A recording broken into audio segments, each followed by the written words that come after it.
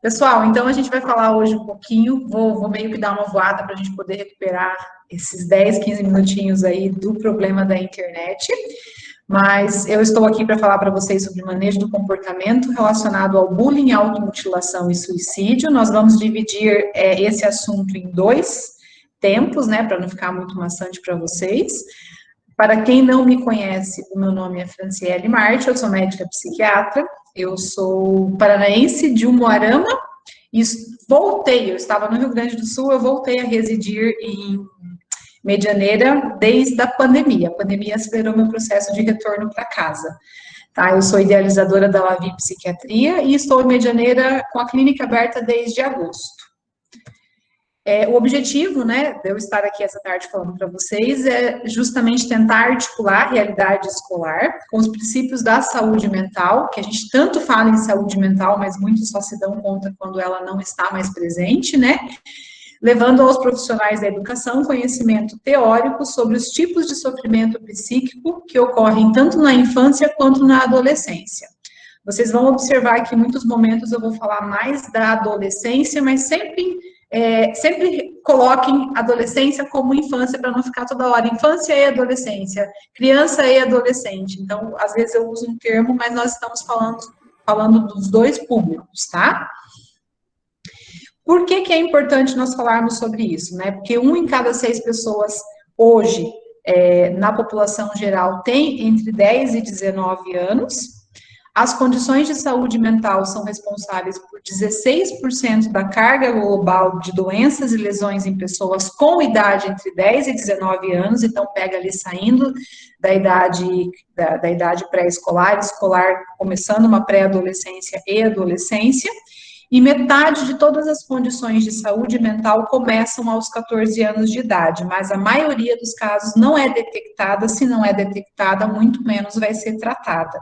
Então, aqui a gente já pode estender, inclusive, essas doenças em saúde mental também para o público adulto, né? Começa lá atrás e vem trazendo os prejuízos, somando com relação à saúde desse indivíduo ao longo da vida.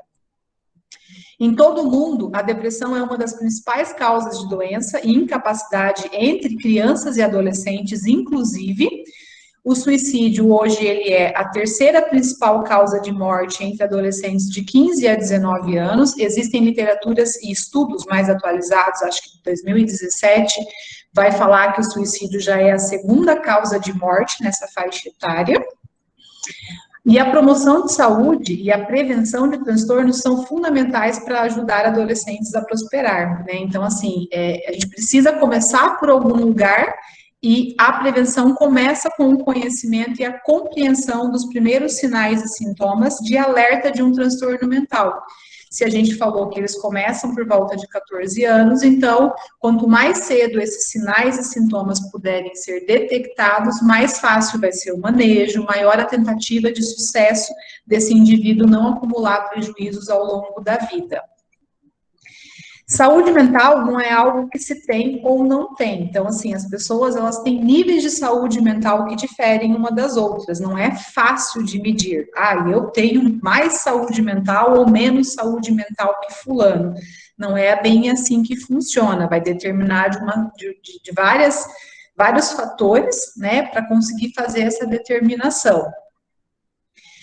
Com relação, para vocês terem uma noção do que a gente está falando, né, da onde vem essa saúde mental e o que é importante da gente pensar quando a gente fala em organização da saúde mental, do que é o pilar para conseguir dar essa qualidade relacionada à saúde, nós temos dois principais eixos, que são os eixos, que é o eixo de habilidades e o eixo de funcionamento. O eixo de habilidade, que está aqui na tela para vocês, é o eixo que cada pessoa tem para lidar com emoções ou sentimentos, pensamentos ou cognições, comportamento ou ações. Então, assim, emoções são sentimentos que podem ser tristeza, angústia, alegria, apreensão, medo, raiva. Todo ser humano consegue identificar o que é uma emoção, o que é um sentimento, né? Pensamentos são ideias que podem ser positivas ou negativas, inclusive a respeito de mim e a respeito do outro, né? Do mundo em que eu vivo. E o comportamento são ações atitudes, respostas ao ambiente. Esses comportamentos, eles podem ser adaptativos, então, por exemplo, aquele aluno que coopera com a sala de aula, ele tem um comportamento adaptativo ao meio, ou ele pode ser desadaptativo, que é, por exemplo, aquele aluno que agride o colega no intervalo, no recreio. Então, é um comportamento desadaptativo ao meio que ele vive, principalmente no meio escolar, isso é visto com grande força. Já no eixo de funcionamento, ele quer dizer o indivíduo nas diversas esferas da vida. E aqui a gente tem particularidades. Então, por exemplo, quando a gente fala de comunidade, quando a gente está falando da escola, né, então existem diferenças dentro de uma rede municipal. A escola A conduz de um jeito, a escola B conduz de outro jeito. Os amigos, né, qual é a população que habita aquela escola também vai acabar influenciando esse eixo de funcionamento. A comunidade propriamente dita, então, se é uma comunidade mais estruturada, desde ter um posto de saúde, ter ali agentes comunitários, tudo isso vai implicar também nesse eixo de funcionamento. A família e o lazer. O lazer é importante deixar bem claro aqui que lazer não tem a ver com o financeiro, né? Que a gente pode ter lazer em coisas simples, mas quando a gente coloca lazer, há esse pensamento voltado para o indivíduo que tem alguma coisa, né? Ele tem condições de viajar, ele tem condições de tirar férias, ele não é disso que a gente está falando, tá? É lazer de modo geral, em que todo indivíduo pode usufruir, que são coisas simples e que são consideradas também de forma individual, diferente para cada pessoa, para cada ser humano. Estrutura familiar, né? Então, se essa família é uma família mais organizada, se é uma família mais agressiva, se é uma família disfuncional, se é uma família que está empregada ou não, então tudo isso vai influenciar nessa organização da saúde mental. E aí, a gente fala o seguinte, que no eixo de habilidades, quanto mais habilidades o paciente, o ser humano, o indivíduo, a criança e o adolescente tiver, menores serão as dificuldades que ele enfrentará ao longo da vida. Em contrapartida, se ele tiver menor eixo de habilidade, né, ele vai funcionar com mais dificuldades. Tudo que acontecer, ele vai enxergar o lado mais negativo, copo cheio, copo vazio. Então, ele vai ser mais pessimista, ele vai ser mais agressivo em relação ao comportamento, ele vai ter uma distorção cognitiva de que as coisas não dão certas para ele, né? Então, vai ter um pouco mais de dificuldade em relação à saúde mental. E o eixo de funcionamento, quanto mais se fala esses eixos, né, quanto mais harmonia existe entre comunidade, escola, amigos, família e lazer, maior é considerada a prosperidade, maior é considerada essa organização de saúde mental e menor é o prejuízo que esse indivíduo vai ter ao longo da vida. Então, por exemplo, eu posso ter uma criança, né, um aluno que mora num bairro bom, que estuda numa escola boa, que tem bons amigos, né, amigos que são referência aí para auxiliar, que tem acesso ao lazer, porém tem pai e mãe que tem um contexto de violência física. Então, ele vai ter um tipo de organização em saúde mental que será diferente daquele que não tem nada disso ou daquele que tem tudo isso, né? Então, para a gente poder entender a questão do porquê quando a gente fala em saúde mental é tão individual. E o mesmo indivíduo, ele pode ser submetido às situações que são semelhantes em relação a tudo isso, e ele não responder igual ao outro, também tem isso, né? Então, daí a dificuldade da gente poder fazer essa leitura de quando que eu não estou bem da minha saúde mental, quando que eu preciso procurar ajuda, ou quando que eu estou exagerando ou não. Em relação a determinantes de saúde mental, a adolescência, principalmente essa fase específica, ela é um período crucial para o desenvolvimento e manutenção de hábitos sociais e emocionais importantes para o bem-estar de qualquer ser humano. Todo mundo aqui já foi adolescente, acredito eu que não tenha nenhum adolescente ou criança ouvindo a gente, né? Mas todo mundo vai, se puder parar e fazer uma reflexão, vai ver essa fase, como que foi vivenciada, como que ela é lembrada, inclusive, né? E esses determinantes vão incluir, né, uma adoção de padrões de sono saudável. Então, é nessa fase que a gente já começa a ter uma determinação de preciso de tantas horas para dormir, se eu vou ter uma aptidão maior por gostar ou não de exercícios, e se eu faço esses exercícios físicos de forma regular. O desenvolvimento de enfrentamento, né? Então, é quando começa a haver essa passagem de fase, eu começo a ter um olhar diferente para os meus problemas e como é que eu tenho que resolver eles, né? Então, essa resolução de problemas e habilidades interpessoais também começa a ser determinada nessa fase da adolescência. E essa fase também eu aprendo a administrar a minha emoção, muitas vezes vivenciando alguma situação. Então, aqui é a fase principal do amor platônico, de achar que o mundo vai acabar se meu pai e minha mãe não me deixam sair no final de semana, né? De ter uma certa. Um certo aumento, uma energia, uma dramatização maior nos sentimentos vivenciados. Acho que isso é normal de todo adolescente, inclusive, de acontecer. Múltiplos fatores determinam a saúde mental de uma criança e de um adolescente, né? E quanto mais exposto aos fatores de risco, maior vai ser o potencial de impacto nessa saúde mental. O que quer dizer isso? Que pior vai ser a saúde mental dessa criança ou desse adolescente. Por isso, a importância da gente conseguir fazer uma identificação do que é fator de risco para a saúde mental, né, para as principais doenças que a gente vai abordar aqui hoje, e o que é fator de proteção em relação a esse impacto na saúde mental.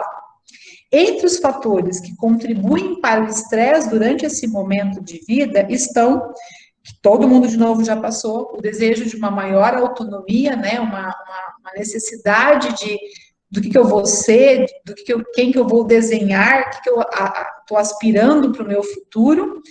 Existe também uma pressão para se conformar com os pares, né? Então, aquela coisa do menino tem que namorar com menina, a menina tem que casar com não sei quem de menino, né? Isso começa a ter uma leitura diferente nessa fase da adolescência. A exploração da identidade sexual, apesar que isso cada vez está ocorrendo de forma mais precária, mais cedo, né? Mais cedo. Então, hoje a gente pega aí meninas de 10, 11 anos, meninos principalmente, que já têm essa iniciação na vida sexual muito mais cedo, né? Mas faz parte dessa passagem de fase esse entrar em contato com a questão de alteração hormonal, de entrar em contato com essa descoberta também dessa identidade sexual. Aqui já sinaliza um problema, porque hoje nós vivemos numa era em que a maioria dos nossos alunos e crianças e adolescentes, eles estão numa fase de bissexualidade, né? Eu não sei o quanto que isso é positivo, o quanto que isso é negativo, o quanto que isso está ajudando eles a vivenciarem a sexualidade de uma forma mais livre, ou talvez esteja conduzindo para definições, talvez, ou conceitos que lá na frente terão algum tipo de consequência na vida de cada um, né? E o maior acesso e uso de tecnologias. Então, a rede social hoje, ela tanto serve para construir, como para destruir também essa passagem de fase, né, de como que isso é vivenciado, de como que isso é experienciado no dia a dia de cada criança e de cada adolescente. A influência da mídia e as normas de gênero, né, podem exacerbar a disparidade entre a realidade vivida por um adolescente e as suas percepções ou aspirações para o futuro. Aqui eu vou estender, né, que aqui fala que é a realidade vivida por um adolescente, não, é a realidade vivida, inclusive, por qualquer indivíduo, né? Nós, adultos, também estamos com uma certa dificuldade de entender o que a gente tem visto na rede social, o que tem sido uma influência positiva, o que tem sido uma influência negativa, como encarar isso, né, com diferenças muito grandes, muito gritantes. Se eu não estiver bem, inclusive da minha saúde mental, a sensação que eu sempre tenho é que a grama do vizinho é mais verde do que a minha, que o outro está vivendo uma felicidade maior do que eu consigo chegar perto, e tudo isso vai contribuindo para minar a minha saúde mental, para eu ficar de uma certa forma mais triste, mais negativo, mais deprimido, e daqui a pouco isso pode, inclusive, me acarretar transtornos mentais, sintomas relacionados à ansiedade ou a depressão. Outros determinantes importantes para a saúde mental de crianças e adolescentes são a qualidade de vida em casa e as suas relações com seus pares, né? Qualidade de vida também depende muito das características ali relacionado ao eixo de funcionamento. Então, quando a gente fala em qualidade de vida, muitas vezes eu não me dou conta que eu tenho uma qualidade de vida boa, se eu pegar, por exemplo, o exemplo que eu moro no Brasil, em que a minha mobilidade, eu quero ir até o colégio Mondrone, por exemplo, agora, eu monto no meu carro e eu vou até o colégio Mondrone, eu estou no meu consultório. Em outros países isso não é tão realidade, tem países que têm restrição, por exemplo, dessa mobilidade, mas são coisas, por exemplo, que eu tenho como uma mobilidade facilitada positiva, que influencia de forma positiva a minha qualidade de vida, mas eu não me dou conta até eu perder ela. Então, por exemplo, o isolamento restringiu essa mobilidade. E aí começa a haver um sofrimento, uma distorção do que eu faço com isso, como é que eu vou ficar bem, eu estou mal com isso, vou passar por isso numa boa, porque eu começo a me ligar que a minha mobilidade, por exemplo, mudou ou diminuiu. E como todo ser humano, nós vamos precisar nos adaptar a isso, né? A violência, incluindo pais que são muito severos, né? Ou quem não tem pai aí, né? A figura de pai e mãe, mas as figuras que são responsáveis por essa vigilância dessa criança e desse adolescente, tio, tia, avô, avó, quando eles são muito violentos, incluindo o bullying, que também é um problema apresentado dentro do meio escolar, e problemas socioeconômicos são reconhecidos como fortes fatores de riscos relacionados à nossa saúde mental. E o principal, que a gente não pode esquecer, né, que são crianças e adolescentes que são vulneráveis à violência sexual, vão ter uma associação clara com a saúde mental prejudicada. Então, por exemplo, quando a gente pega para falar sobre transtorno de ansiedade, transtorno explosivo intermitente, transtorno depressivo, na nossa investigação relacionada ao cuidado desse paciente e no manejo de conduta, a gente sempre faz uma investigação se viveu algum tipo de abuso ou de violência relacionado à infância, isso geralmente fica como um trauma, e isso acaba sendo um determinante da minha vida adulta, de como é que eu vou lidar com as minhas emoções e com os meus pensamentos, e inclusive isso pode transformar ou me levar a determinado comportamento que eu não faço ideia do porquê que eu estou fazendo isso, mas eu estou fazendo isso porque talvez exista alguma associação com essa história minha lá da infância que eu fui submetida. Algumas crianças e adolescentes estão em maior risco de problema de saúde mental devido às suas condições de vida. Também existe muito estigma, esse estigma acaba impossibilitando a busca adequada por ajuda.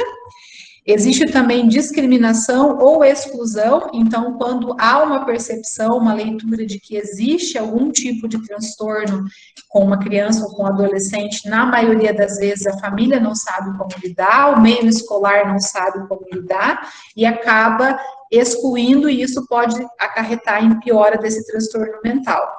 Sem contar a falta de acesso a serviços de apoio e qualidade para auxiliar, né, no caminho dessa alteração relacionada a um sinal que vai se transformar daqui a pouco num sintoma, que vai se transformar em um transtorno relacionado à saúde mental, um transtorno psiquiátrico ou psicológico.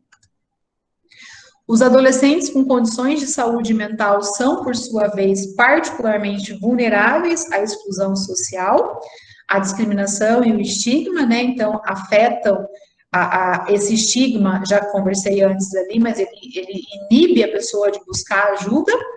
Eles vão apresentar dificuldades no aprendizado, comportamentos de mais risco, então eles vão se colocar em uso de substância, em comportamento com velocidade, exposição à arma de fogo, gostar de arma de fogo de uma forma um pouco mais maior, né, de maior exposição com relação a esse comportamento de risco.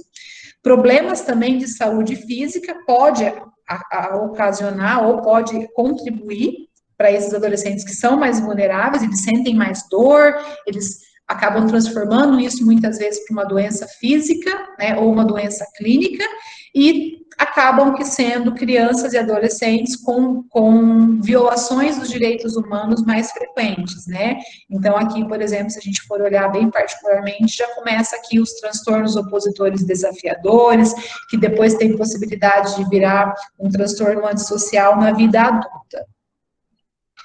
Com relação aos transtornos psiquiátricos na infância e na adolescência, por que é tão importante a gente estar trabalhando esse tema, né? Porque existe hoje uma prevalência de 10 a 15%. É um número muito alto, né, comparado a essa população. Existe uma crença aí de que, poxa, mas é uma criança, a criança tá mal, tá doente, tá com depressão, por quê? Porque só é uma criança, só tem que acordar, ir para a escola, fazer a tarefa e tá tudo certo. Na minha época, eu fazia tudo isso e ainda tinha que fazer mais isso, né? Não é bem assim que funciona. A criança, a partir de 5 anos, ali, 4 anos, quando ela tem a instalação, a formação do seu ego já completo ali, ela já começa a ter algumas noções, a leitura, a interpretação e muitas vezes uma distorção do que está acontecendo com a realidade, né?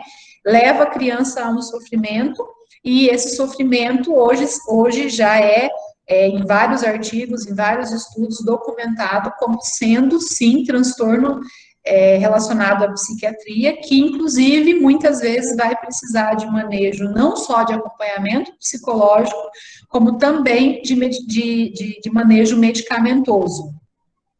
Entre os principais transtornos da infância e da adolescência, nós vamos ter aqui o comportamento suicida, a depressão, que leva o bullying que leva à depressão, né, ao contrário aqui, a automutilação, que nós também vamos falar na próxima aula, a agressividade, ao abuso de substâncias e a ansiedade. Os principais transtornos psiquiátricos na infância, sem sombra de dúvidas, é a agressividade e a ansiedade, a depressão e a ansiedade, e a depressão leva ao comportamento suicida, leva à automutilação, que é o nosso foco aqui também hoje. Segundo a Organização Mundial de Saúde, ela coloca uma taxa, isso daqui é de 2017, está desatualizado por conta da pandemia, está havendo uma demora em relação a essa atualização, mas nas faixas etárias de suicídio de 5 a 14 anos tem uma prevalência de 1,5 para 100 mil em meninos, de 0,4 em 100 mil para meninas, de 5 a 14 anos. De 15 a 24 anos, esse número aumenta significativamente em relação ao público masculino e feminino, mas no público masculino, né, passa para 22 suicídios em 100 mil meninos, contra 4,9, quase 5, para 100 mil meninas. Notem que meninos cometem mais suicídio, o sexo masculino comete mais suicídio do que o sexo feminino. O sexo feminino, ele tenta mais, mas quem mais comete é meninos, tá? Metade de todos os transtornos mentais começam na infância e na adolescência, né? A gente falou lá atrás, por volta de 14 anos. Repito, a maioria dos casos não é detectada e muito menos tratada de forma precoce. E aqui a outra informação que eu já tinha falado lá atrás, que o suicídio hoje, aqui nesse estudo que eu anotei, é a segunda causa de morte entre jovens de 15 a 29 anos. Há uma prevalência da depressão até 2022, a cada 4 indivíduos, ter transtorno depressivo, que pode, inclusive, aumentar drasticamente esse índice aqui de suicídio e pode futuramente vir a se tornar uma das primeiras causas de morte entre essa idade. Por que essa idade acaba se matando mais, né? São os dois extremos que contribuem para risco em suicídio, que é a idade de adolescência e o idoso. por variantes bem particulares de cada faixa etária, né? Os adolescentes, eles são muito impulsivos, e isso somado a uma intolerância à frustração, a uma situação que não está sendo muito bem coordenada ou lidada ali naquele momento, acaba virando um fator de risco para eles cometerem mais suicídio. E o que são problemas em saúde mental? Então, assim, todas as crianças, né, têm sentimentos positivos e negativos, têm ideias boas e ruins, têm ações que são saudáveis e não saudáveis ao longo do dia, não só criança, adultos também, né? Esses sentimentos e ações, eles vão e vêm e fazem parte de uma vida de uma forma geral. Não representa problema para a saúde mental. Então, quando que isso vai representar um problema? Quando começa a ficar muito intenso, ele começa a acontecer com muita frequência, essa duração de tempo não é uma coisa que vem e vai, começa a durar muito tempo, e vão começar a causar problemas no relacionamento com as pessoas mais próximas. Geralmente isso é muito visto no rendimento escolar, então é aquela criança que vem com rendimento e de repente ela cai, né, ela muda totalmente ali a questão relacionada a notas, a interação na sala e comportamento nesse meio escolar, e também essa mudança vai influenciar nas atividades de lazer. Então, é uma criança que brincava, era uma criança que era alegre, e de repente ela passa a ficar mais isolada, ela passa a querer sair menos da sala, mesmo que ela possa sair da sala, porque a gente está vivendo uma época agora, por conta da pandemia, que as aulas presenciais estão num molde totalmente diferente, né? Tá difícil de avaliar, talvez, o que seria esse isolamento e essa normalidade ou anormalidade mediante uma classe, né? Mas são nítidos os padrões de mudanças. Vinha num ritmo e, de repente, acontece outro ritmo. Com isso tudo acontecendo, vai haver um predomínio de ideias negativas, principalmente sobre si, né? Então, a pessoa começa a ficar mais desesperançosa. Ontem eu atendi um adolescente que a frase, a mãe entrou e falou, ele estava do lado da mãe, e a frase dele foi: mãe, eu não tenho jeito, né? Tipo assim, não há esperança para mim, né? Tipo, não adianta, não é o remédio que vai me salvar, não é o psicólogo que vai me salvar. Eu fiquei imaginando, né, quão sofrimento deve estar acontecendo dentro desse adolescente para trazer uma frase tão negativa, tão desesperançosa, do tipo: para mim tanto faz se vai ter amanhã, se vai ter daqui a pouco, se vai chegar às 18 horas ou não. Né? Então, as pessoas, elas começam, e a criança e o adolescente também, a se conectar com esse sentimento ruim, a se conectar com essa coisa mais vibracional negativa. E a ideia a respeito de si, de capacidade, de culpa, de não ser autossuficiente, começa a ficar muito sobreposta. Alunos, por sua vez, com boa saúde mental, eles vão lidar bem com as emoções, eles vão ter pensamentos e ideias que os conduzem a uma vida produtiva e com sentido nessa vida, né? E comportamentos que promovem uma conexão com os outros. Eles apresentam uma boa integração com a comunidade em que eles vivem, fazem bom uso da escola, têm amigos com quem compartilhar as conquistas e as não conquistas também, né? Bom relacionamento com os familiares e condições de aproveitar as atividades de lazer. Estar numa atividade de lazer e conseguir interagir com ela, né? Estar contente por estar ali. Ou seja, esses alunos vão ter uma capacidade de resiliência frente às adversidades, perdas e frustrações. Resiliência é um termo da física que veio para a saúde mental, né? Que significa a capacidade de um objeto se modificar mediante determinada pressão, né? Então, começa a acontecer mal-estar, uma frustração, e tá tudo bem, eu consigo lidar com isso faz parte da minha vida, isso é um obstáculo, isso vai passar, eu consigo ter uma visão de esperança de que eu vou melhorar e amanhã tá tudo certo. Por sua vez, alunos com problemas em saúde mental vão ter dificuldades em lidar com as emoções, têm pensamentos e ideias inadequadas, que muitas vezes faz um um jeito, assim, não um jeito a palavra, contamina o outro, né? Esses pensamentos e essas ideias pode ter a sensação de um vírus se espalhando dentro do meio escolar, principalmente, né? Comportamentos que vão levar ao isolamento ou ainda problemas na interação social. Então, vão tender a ficar mais reservados, mais isolados. Quando o outro tenta se aproximar, são mais agressivos, não reagem bem, tem uma distorção cognitiva de achar que ninguém gosta deles, que ninguém está nem aí para eles, que eles estão atrapalhando ali onde estão, né? E vão apresentar uma dificuldade de integração com a sua comunidade. A escola, na maioria das vezes, é o lugar em que isso é mais manifesto.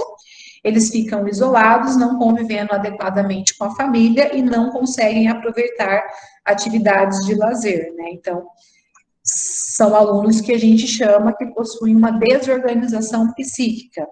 E essa desorganização psíquica, ela pode se manifestar de diferentes formas. Então, eles podem apresentar mais surtos, né? Crises de choro frequente, então são aqueles alunos que do nada estão chorando, ficam mais agitados, inquietos do que o restante da classe, muitas vezes agressivo entre eles e com adultos, né? São ríspidos, respondem de forma mais curta e grossa, e, de maneira geral, vão ter dificuldade de conviver em sociedade, né? Qual que seria o papel dos professores na saúde mental dos alunos, né? Por que a gente está focando tanto em relação a essa ajuda, essa capacitação para os professores, né? Porque é sabido, é visto que são fundamentais no reconhecimento de potenciais problemas em saúde mental dos alunos.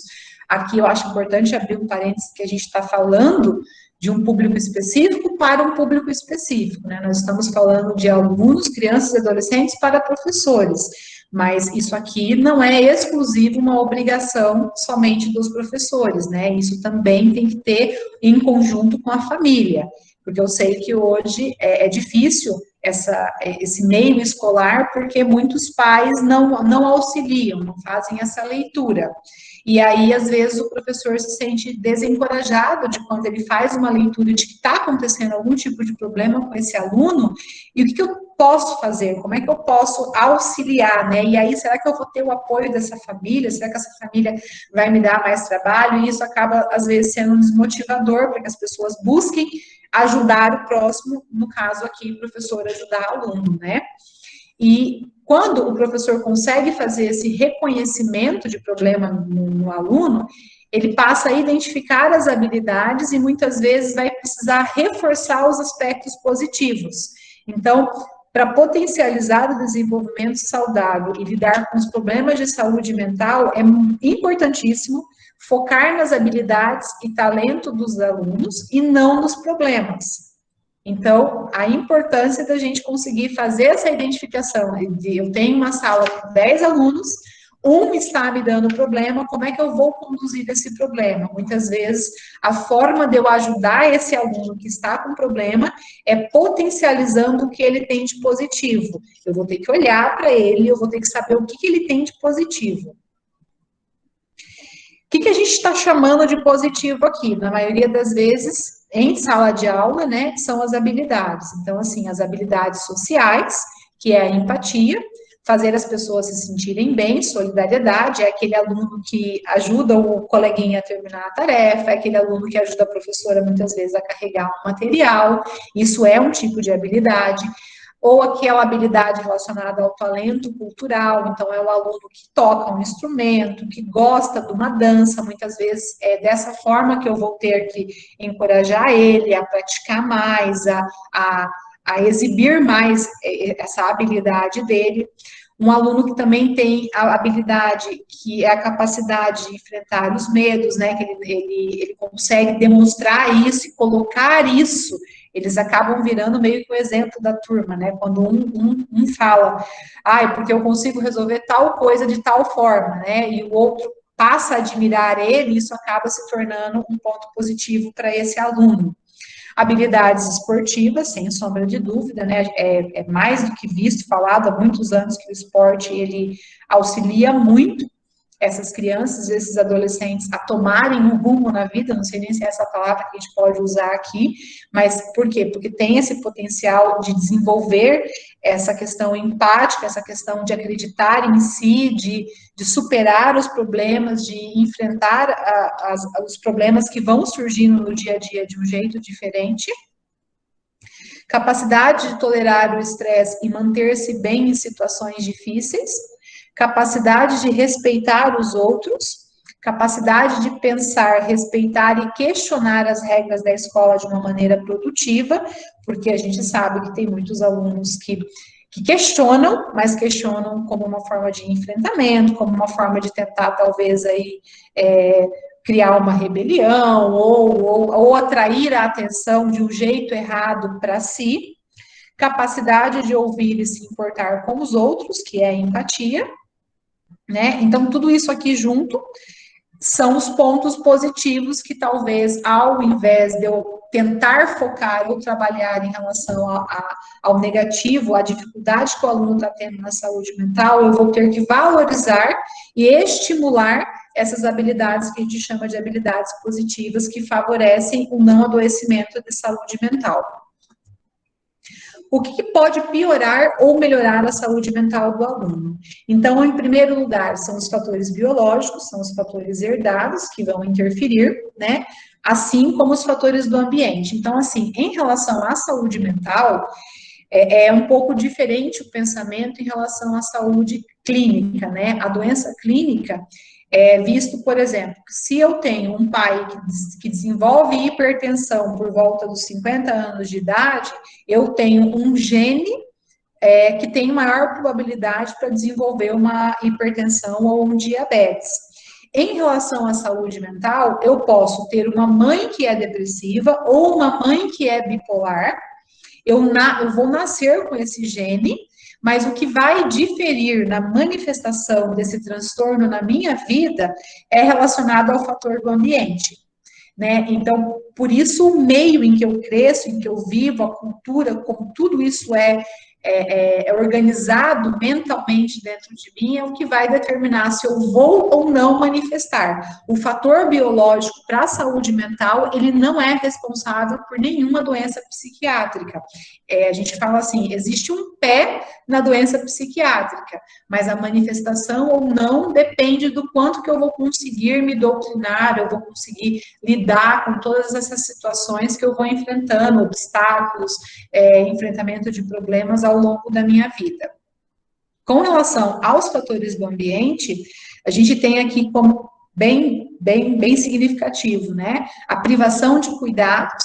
Então, não necessariamente é apenas aquele lar que é violento, mas um lar que muitas vezes é negligente no afeto, negligente na atenção, né? Aquele tanto faz, tanto fez.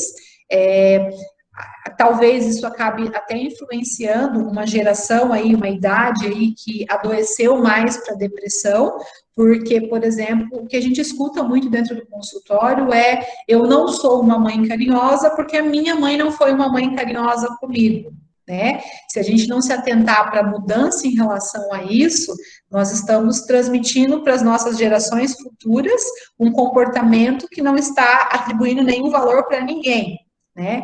E muito pelo contrário, não necessariamente precisa ser um lar em que eu passei por trauma físico, trauma sexual, mas apenas, às vezes, essa negligência, essa falta de afeto. A criança, ela consegue fazer a leitura, né? O adolescente consegue fazer essa conexão, ele precisa se identificar, muitas vezes, com o pai ou com a mãe. E essa ausência de afeto, que manifesta daqui a pouco uma ausência de respeito, né? Uma intolerância, muitas vezes, no dia a dia, uma falta de diálogo, né? Eu atendo famílias que ontem eu fiz manejo de uma família em que a situação era que eles não conversavam, eles ficavam quase que 24 horas juntos, mas não tem diálogo, um está fantasiando o que o outro está pensando, né? Então, a importância da gente poder olhar para esse meio, né, e começar a promover mudanças, inclusive, no nosso meio familiar. A qualidade desses vínculos afetivos, que entra um pouco em relação a isso que eu falei, a educação, né, que esse aluno recebe ou não. Então, de novo, não adianta a minha escola ser a melhor escola do mundo, com vários protocolos, com várias regras, se eu não tiver uma educação já base vindo de casa, de nada vai me adiantar, eu não vou conseguir usufruir na melhor capacidade que eu teria para usufruir dessa educação que a escola está me dando. A prática de exercícios, então, o exercício, ele tanto, a ausência de exercício, né, ela tanto serve para levar esse metabolismo a uma maior inflamação. Hoje a gente sabe que a obesidade é um problema seríssimo de saúde pública, né? Assim como a prática de exercício leva a uma produção de endorfina a nível cerebral, que favorece uma transformação para triptofano, que transforma em serotonina, que é o dito neurotransmissor da felicidade, né? Então, a importância de poder estimular, de ter ou não uma regularidade com exercícios físicos, né? Outro grande problema aqui em relação ao exercício é que nós temos uma geração, e até pelo próprio isolamento isso contribuiu, que está ficando mais dentro do quarto, está vivendo uma realidade virtual mais do que a realidade física, a realidade do dia a dia ali, né? Acredito eu que esse cérebro, além de ficar muito hiperestimulado, por exemplo, eu já tive assim, eu já vi o joguinho, né? Então, eles trabalham com o som, eles trabalham com a visão, eles ficam hipervigilantes, sem contar todos esses estímulos acontecendo em horários, às vezes, alternados. Então, a falta de regras, a falta de limites, em passar madrugadas inteiras jogando, por exemplo, um videogame. Esse cérebro que está recebendo um estímulo que deveria ser positivo, mas talvez esteja sendo em sobrecarga. Que horas que esse cérebro se desliga, né? E essa criança que acaba ficando numa introspecção e não quer mais, por exemplo, sair do quarto. E aí, esse sair do quarto vai contribuir para diminuir a interação social, para diminuir a empatia pelo outro, para ficar um pouco mais egoísta. Então, assim, até mesmo nessa brincadeira do exercício de ir para uma rua, de brincar, né, num ambiente mais saudável. Então, tudo isso são situações que nós já estávamos vivenciando, a pandemia modificou um pouco e a gente ainda não sabe que resultado final isso vai ter, né? As relações com as outras pessoas.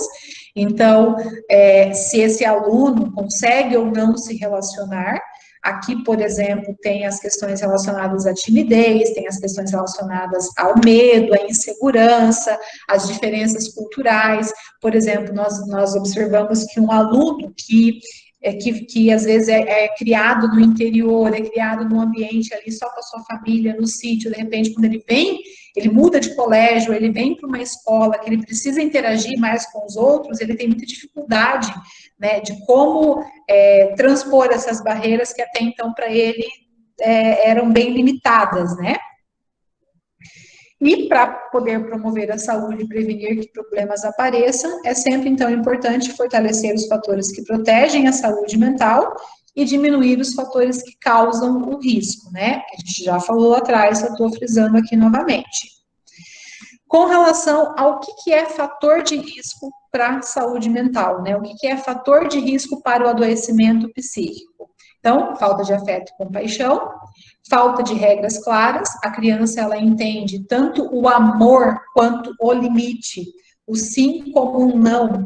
É bem interessante, quando eu estava no primeiro ano de psiquiatria, eu tinha um colega, né, e um dia uma aula sobre infância e adolescência, o professor fez essa fala, que precisava colocar regra nos filhos, precisava orientar os pais que colocassem regras e limite nos filhos, né? E meu colega chegou à seguinte conclusão, que ele ia falar um sim e um não. Para tudo que o filho dele pedisse, era um sim e um não. É lógico que desse jeito não ia dar certo, né? Não é assim que funciona. Alguém me pede alguma coisa, o meu filho me pede, o aluno me pede, eu jogo uma moeda para cima e falo, ó, agora deu cara, agora eu falo não. Agora deu coroa, eu falo sim. Não é assim que funciona, né?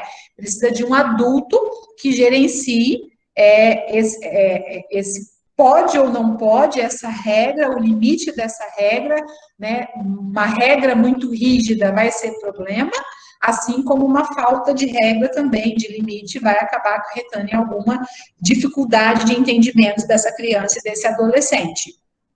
Violência, incluindo o bullying no meio escolar, né? Tanto violência física quanto violência psicológica, tanto praticada em casa quanto nos outros meios, e o bullying, ele ocorre de maneira mais forte no meio escolar, mas ele também acontece em casa, né? No meio familiar, entre primos, por exemplo. O preconceito também é um fator de risco para o adoecimento psíquico, então aqui entra racismo, homofobia, né, a questão aí deles pertencerem a determinados grupos e como que isso é encarado no meio dos outros.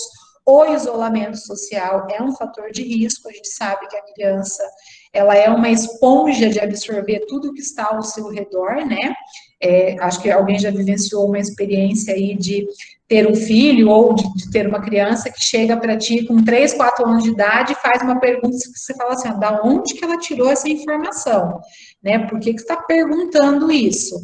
Então, muitas vezes ela vivencia, ela presencia uma situação e ela absorve aquilo de algum jeito, que daqui a pouco isso pode, inclusive, entrar como um conceito e ficar ali na cabecinha daquela criança como uma formação de pensamento, uma formação de comportamento, e o contrário também é verdadeiro, né? Então, assim, o isolamento social, ele é péssimo, né? Ele é péssimo para nós, adultos, que precisamos passar por isso nesse momento, porque faz parte dos pilares de qualidade de vida, da sensação de bem-estar, a interação social, quem dirá para essa fase de transição entre criança e adolescência, em que precisa dos pares, precisa do outro, precisa começar desse reconhecimento de meu pai gosta de música sertaneja, será que eu gosto de música sertaneja ou será que eu gosto de música metálica, rock? Então, muitas vezes, essas decisões,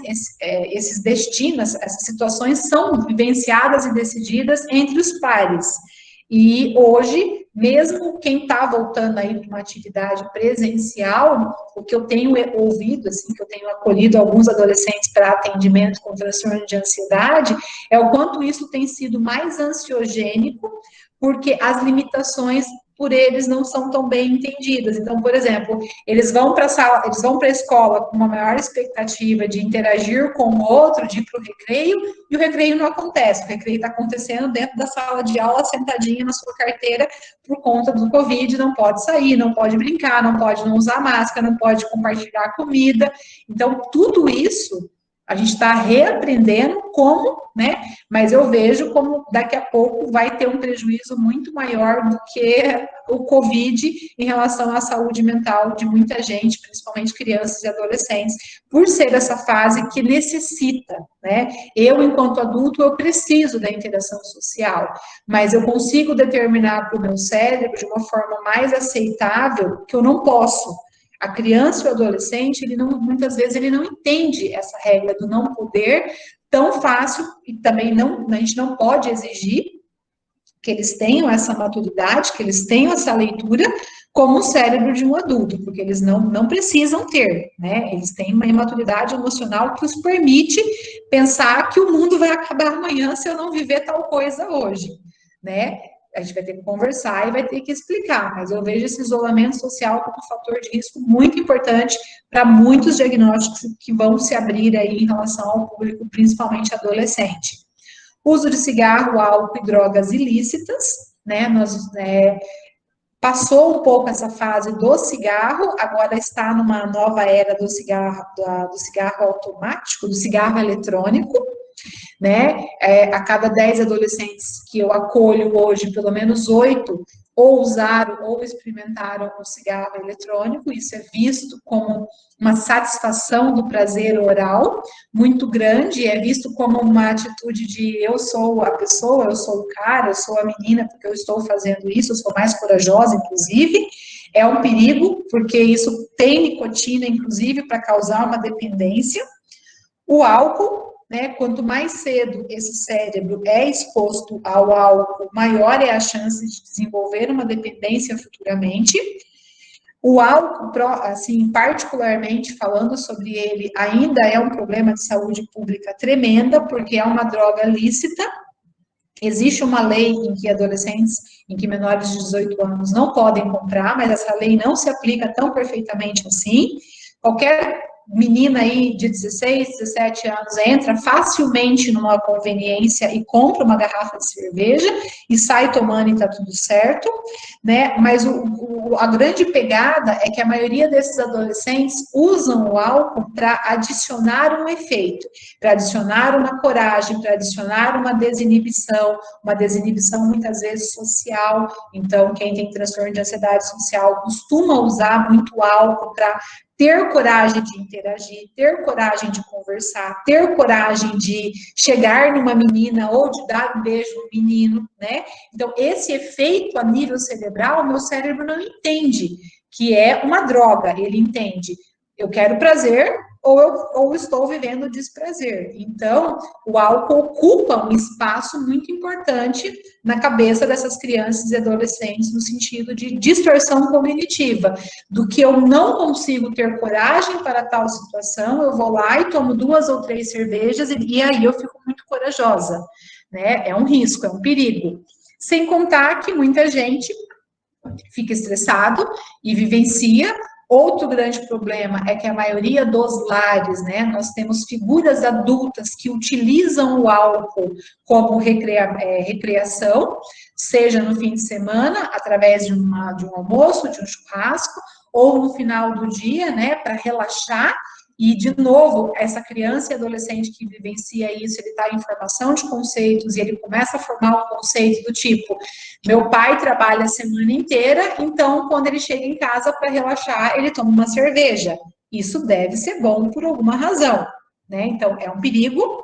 E as drogas ilícitas, que aqui no Paraná eu estou assustadíssima, né? Eu estava no Rio Grande do Sul, em Torres, até um ano atrás, exatamente em março do ano passado eu vim para cá. E, assim, aqui, doce LSD, essa molecada aí, no meio escolar, inclusive, eles compartilham muito, né? São envelopes, são papelotes pequenininhos, né? São adesivos, bico, que às vezes colocam como uma bala na boca. Eles têm vivenciado, inclusive, essas experiências nos intervalos de recreio, de escola, como uma coisa compartilhada em grupo, do tipo, um usa e usa que é legal, faz que é legal. Saiu, por exemplo, né, o doce, a bala, saiu do meio das raves, hoje já está no meio sertanejo, já está no meio das baladinhas, já está no meio de um churrasco, já está no meio de vamos alterar a nossa percepção junto, que legal. Né? Então, isso é um grande perigo. Em contrapartida, nós temos os fatores de proteção, que são as atividades e habilidades culturais, né? Então, ter uma religião, né? Participar de um grupo que tem alguma causa, isso daí favorece como um fator de proteção. As atividades esportivas, muitas vezes, quem participa de determinado esporte, não só pela interação, pela produção de endorfina, mas também pela questão relacionada à exigência de eu quero ser atleta de tal esporte, então eu não posso beber, eu não posso isso, eu não posso aquilo, acaba tendo uma desmotivação para alguns comportamentos. No meio infantil e adolescência também é fator de proteção às amizades, preocupar-se com os outros, que tem a ver com empatia, solidariedade, e estar num ambiente seguro e amoroso, né? Os problemas de saúde mental na escola, eles vão ser divididos em problemas internalizantes ou emocionais. Então, dentro dessa classe, nós temos o medo de separação das figuras de ligação. Esse diagnóstico psiquiátrico, particularmente, é lá na primeira infância, geralmente, que acontece, mas isso pode se estender para a vida adolescente. Então, é aquela fase ali de adaptação, né, da criança, quando ela tem que ir para a sala de aula, que ela não conhece ninguém, ou que ela chega, que ela está muito ligada a uma amiguinha e, de repente, ela muda de sala de aula, ela tem que fazer novas amizades. Nessa faixa etária também já tem tristeza, desânimo ou perda de prazer. Sim, a criança pode experimentar todos esses sintomas e não tem muitas vezes uma explicação para isso, né? Ou começa a ocorrer uma vibração mais negativa e a criança fica ali mais desanimada, referindo um cansaço maior e acaba perdendo prazer com as coisas. Ela está caminhando para um transtorno depressivo. Uma criança pode também, de acordo com essa cobrança dos pais, elas terem preocupações excessivas. Aqui também entra, por exemplo, os transtornos obsessivos compulsivos. Então, eu tenho que fazer tarefa, eu tenho que lavar a mão 10 vezes, eu tenho que conferir o portão 10 vezes. Começa também a ter um caminhar aqui para esses diagnósticos. Os medos, as inseguranças de maneira geral, que todo tem um padrão de normalidade, mas também pode caminhar para uma anormalidade, e a gente tem que ter o time de quando que isso está acontecendo. Timidez excessiva, que se não tomar cuidado, pode virar um transtorno de ansiedade social, e no caminhar dos diagnósticos pode, inclusive, virar um transtorno de personalidade esquiva, com muito prejuízo na vida adulta, com dificuldade de conseguir fazer uma faculdade, de conseguir se casar, arrumar um namorado e por aí vai. Irritabilidade, né? Essa irritabilidade não necessariamente acontece somente nas crianças que têm algum diagnóstico psiquiátrico. Então, por exemplo, é sabido que síndrome de Down, que autismo, que TDAH, são crianças que acabam se irritando mais facilmente, mas não necessariamente a irritabilidade dentro de um diagnóstico, tá? São problemas emocionais que muitas vezes brotam assim como um episódio e começam a se tornar de forma repetitiva e que vão merecer uma atenção. Os problemas externalizantes ou comportamentais, então a agressividade e problemas com regras, né? Aquela criança que não consegue respeitar a regra, a desatenção e a hiperatividade associada à impulsividade. Aqui, esses 3 sintomas, nós estamos falando em particular de um diagnóstico que chama transtorno de déficit de atenção e hiperatividade.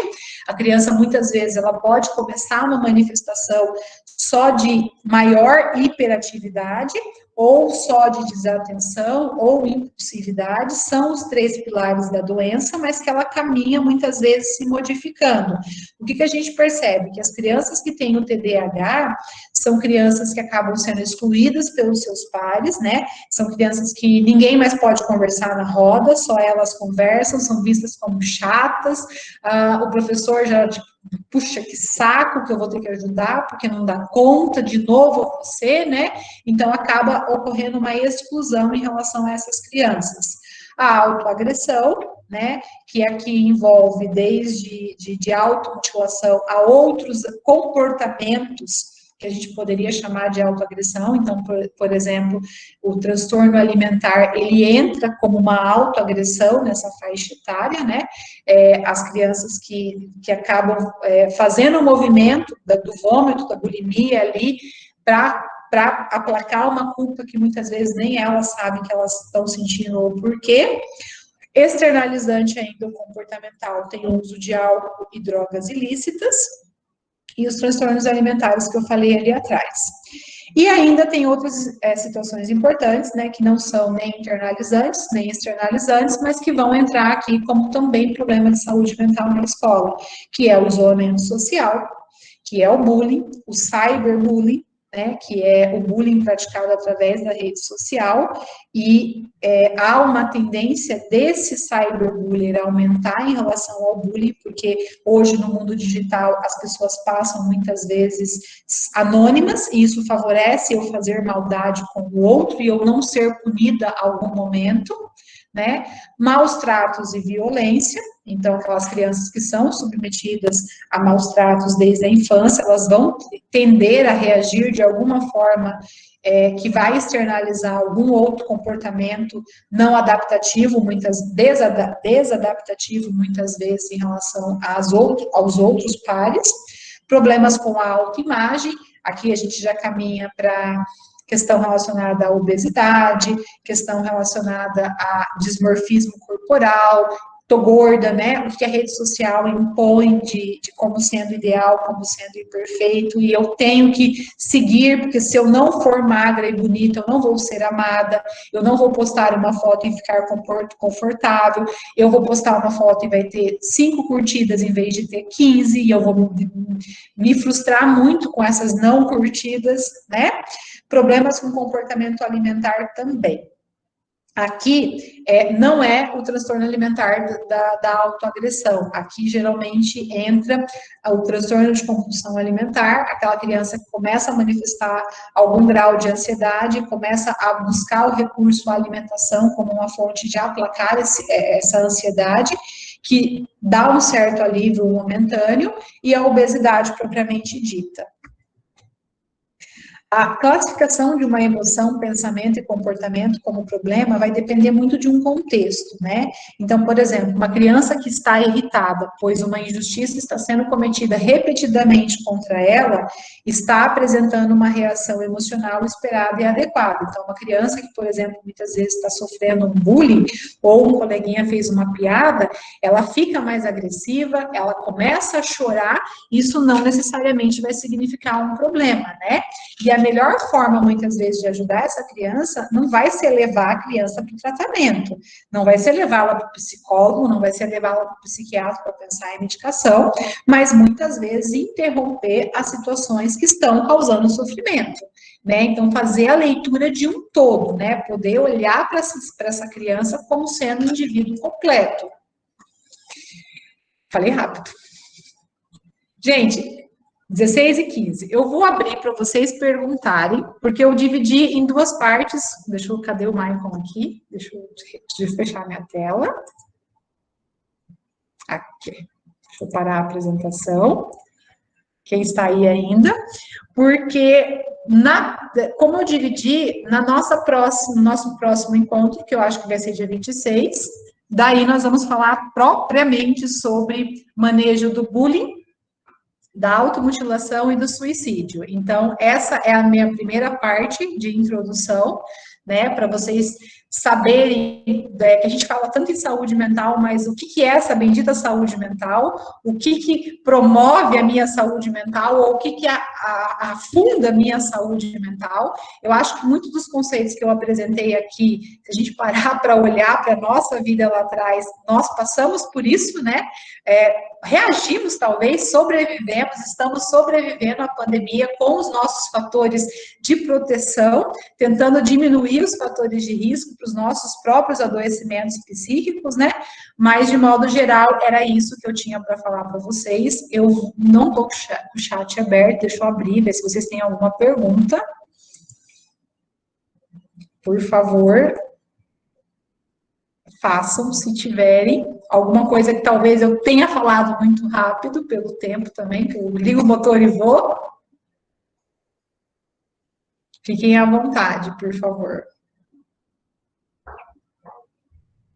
Tá todo mundo tímido. Pessoal, se vocês quiserem abrir o áudio também, né? Isso, ou por pelo favor. chat, a gente tem uns minutinhos ainda, né? Vamos aproveitar aí.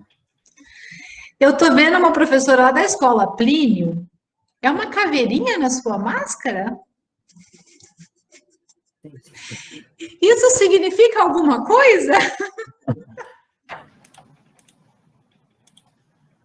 A senhora tem certeza? Tô brincando, meu amor. Tá rindo. Poxa, a Giane agora apareceu em outro lugar. Ah, não, eu tô ficando cismada com a Giane já. Cada hora ela tá com fundo diferente. Já tô achando que. Meninas, e aí? Saiam da timidez patológica, venham para a timidez social e manifestem-se, por favor. O que vocês acharam, gente? Então, às vezes não tem nenhuma dúvida, né?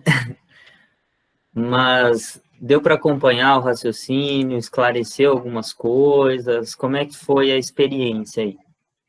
A gente quer ouvir um pouquinho vocês.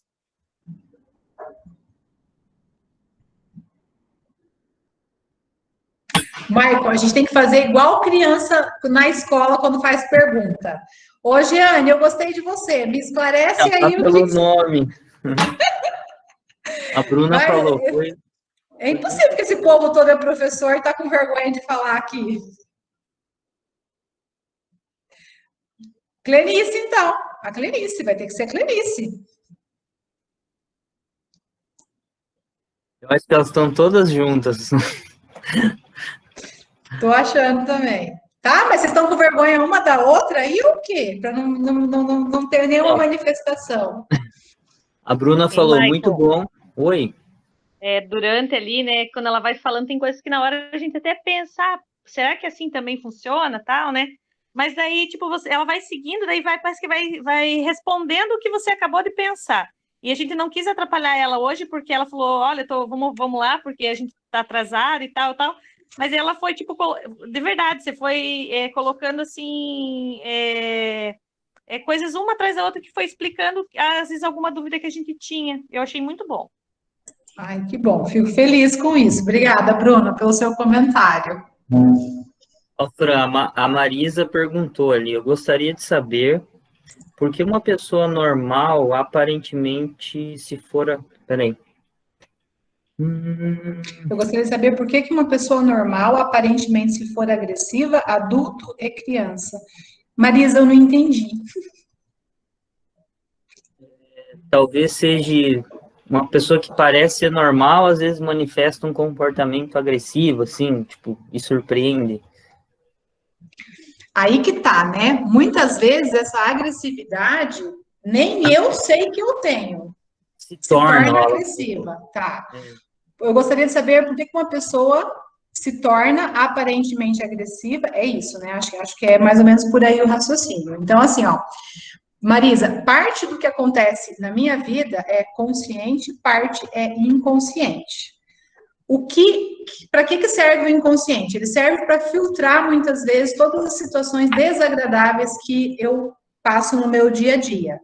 Quando eu vivencio uma situação, às vezes, desagradável, ou que eu estou entrando em primeira vez em contato com essa situação, eu faço um pensamento ali, uma resolução, e parte daquilo eu coloco em algum cantinho lá do meu inconsciente e formo um mecanismo de defesa.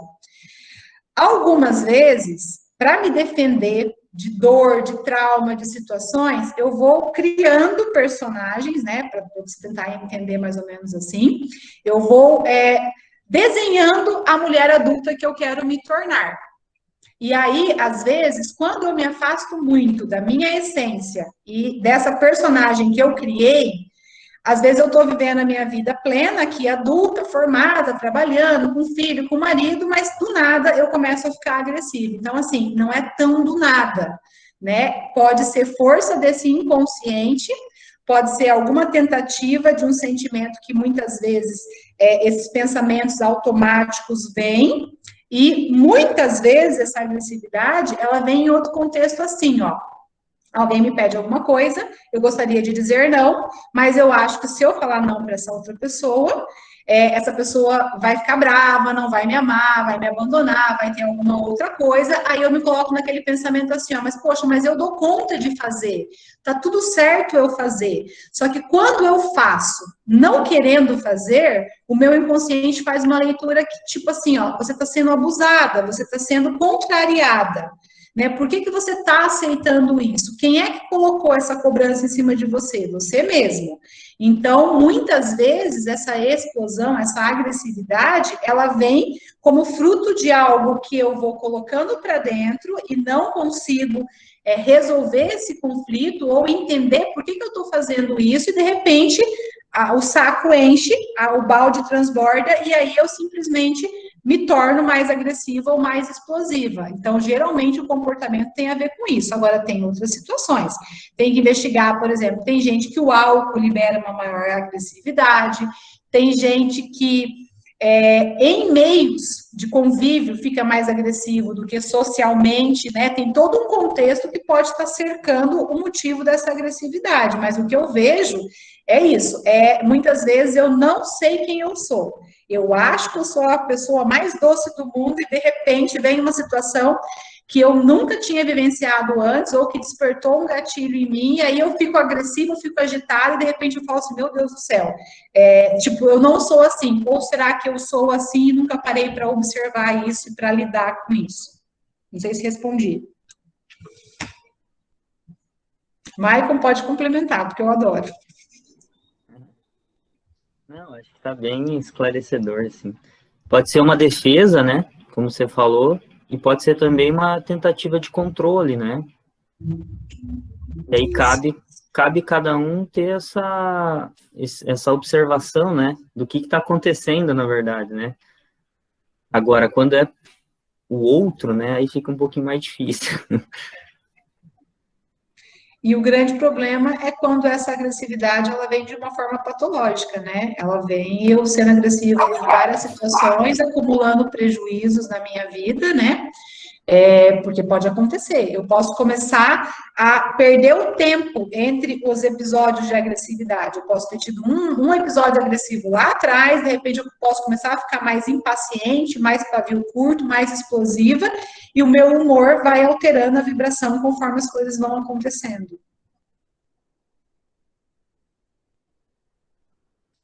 Alguma outra pergunta, meninas? Só temos o Michael aqui de menino hoje? O professor Kleifer me falou eu não que... estou vendo o Kleifer. Não, mas ele tem aula, ele falou que hoje ele não ia conseguir, mas ele quer ver a gravação. Então só sou eu.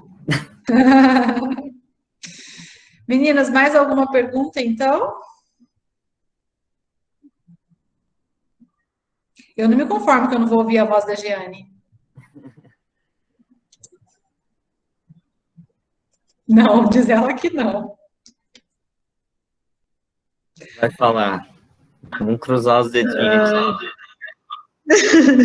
Não, eu estou aqui pensando, na verdade, mas não consegui chegar a nenhuma conclusão que realmente eu vou falar, porque são tantas informações interessantes e importantes, né, que acrescentam muito na nossa vida, e ali como mãe, eu me vi em tantos momentos, assim, tantas coisinhas que a gente vai observando aqui e ali, que pode melhorar, pode mudar, ou pode pegar um pouco mais no pé, e ali são muitas dicas muito valiosas. Muito bom mesmo. Ai, obrigada, Giane. Fiquei feliz. Muito bom. A Bruna falou que também pensou muito aí como mãe. Ah, que ótimo. Isso, eu acho que o poder da saúde mental é esse, tá? Não vou puxar a sardinha para o meu lado agora, como especialista, o Michael também está fazendo psicologia, mas não tem nada que eu trabalhe no meu dia a dia com o outro que não sirva para mim, né? E acho que quando a gente se coloca, por exemplo, uma capacitação relacionada à saúde mental, tudo que eu posso agregar para o outro também, de alguma forma, eu vou acabar agregando na minha vida, agregando nos meus próximos de algum jeito, né? Então, isso eu acho bem bacana. Não tem muito aquela coisa assim, ó, isso é para o meu vizinho, não é para mim, isso é para o meu filho, não é para mim, né? Porque a gente sempre pode melhorar e evoluir enquanto seres humanos, né? Acho que essa é a nossa missão enquanto terra, enquanto vida, enquanto plano, né? E o que eu posso fazer por mim que vai auxiliar, inclusive, o outro.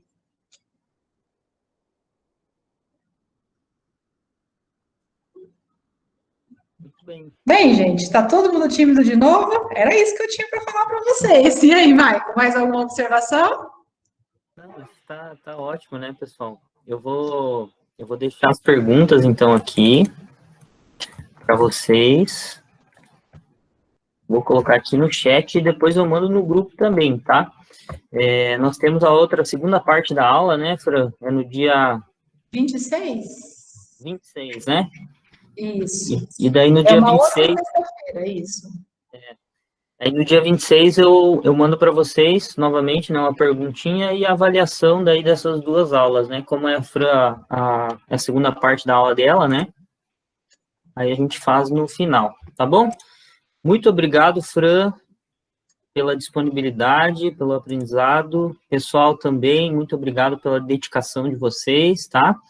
E vão pensando aí em perguntas, né? Vão processando aí as informações, eu vou mandar a gravação da aula, né? É interessante rever a aula, a gente consegue assimilar melhor, né?